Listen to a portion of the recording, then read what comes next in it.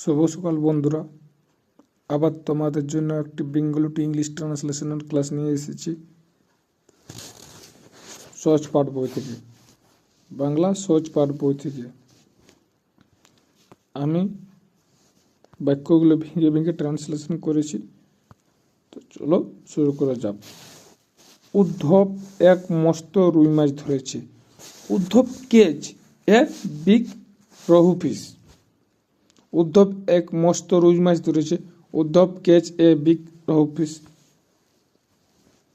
সেটা তখনই তার কাছ থেকে কেড়ে নিলে। It was taken away from him right then. It was taken away, এটা কেড়ে নেওয়া হয়েছিল। ফ্রম হিম, তার কাছ থেকে রাইট দেন, তৎক্ষণাৎ। উদ্ধব কৃত্তিবাসের হাত পা ধরে কাঁদতে লাগলো। Uddhab fell at Krittibas feet and began to weep.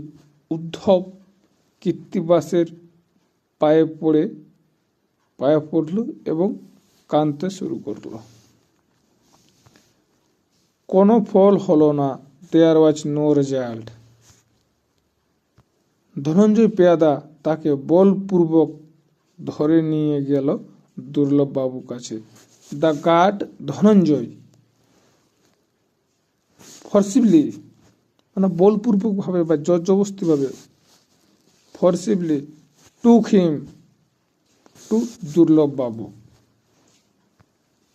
দুর্লভের বিশ্বাস ছিল যে ম্যাজিস্ট্রেটের কাছে অত্যাচারী বলে তার নামে দুর্নাম করেছে।